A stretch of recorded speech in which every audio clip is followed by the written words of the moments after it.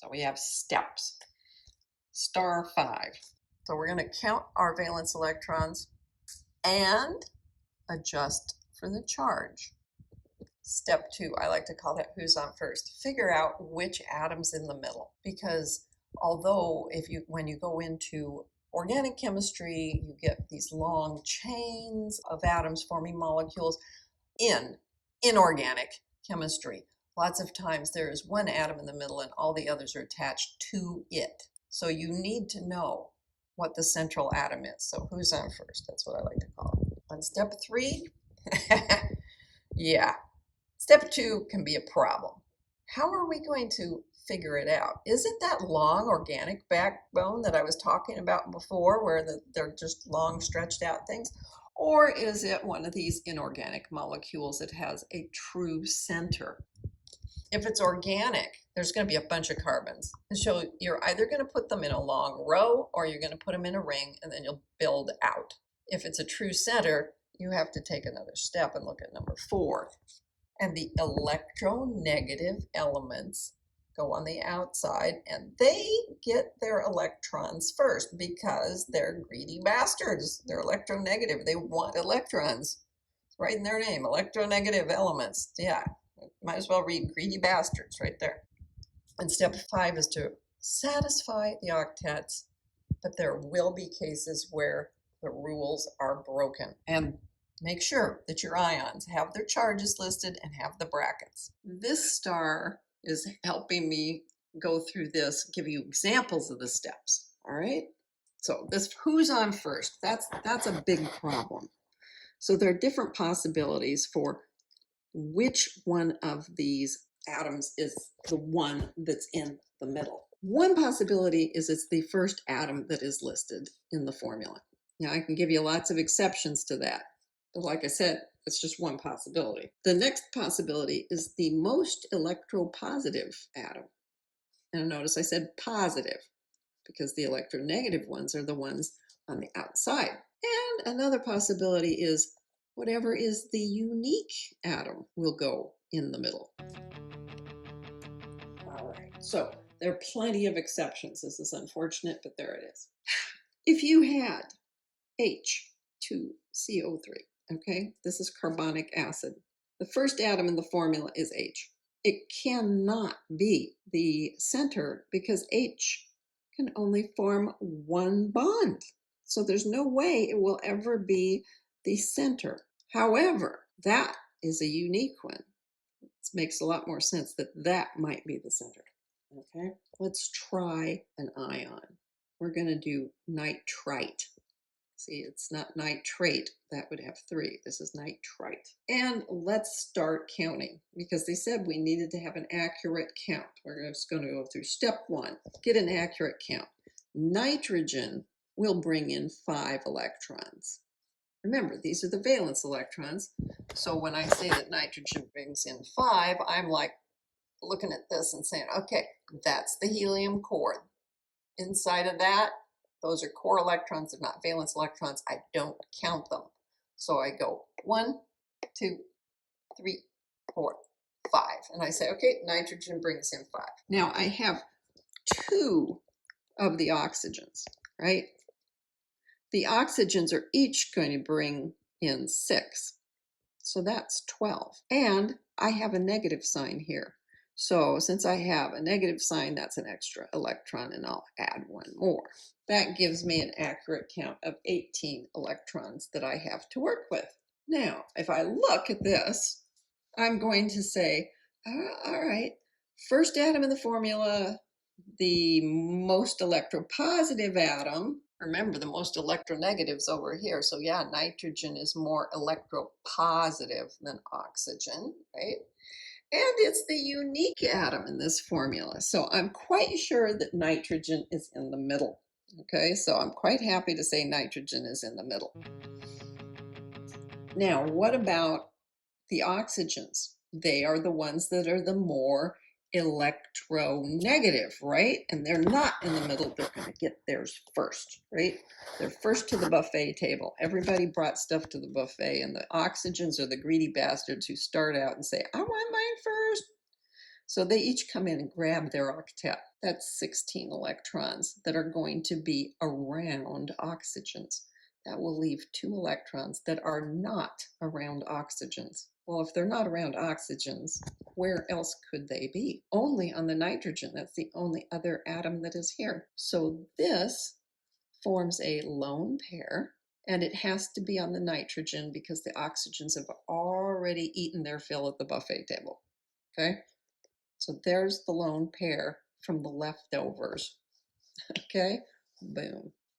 Now I need to put oxygens on here. They've got to be attached, right? So I'll put the bonds in and I'll put the oxygens on. 2, 4, 6, 8, 10, 12, 14, 16, 18. You have no idea. You'll be doing these and you'll see why you end up doing things like that, because you'll sit there and say, did I count right? Did I count right? Oh. Now remember, this was an ion, so you would have to put the brackets on it and you'd have to put the charge on it. This looks okay right now, but you will notice on this page, I have a nasty red star. And the reason is, when I look at this a little closer, I realize that the oxygens have the octet rule satisfied, 2, 4, 6, 8, 2, 4, 6, 8. But my nitrogen only has 2, 4, 6. Uh-oh, there's something a little wrong. What am I going to do about it?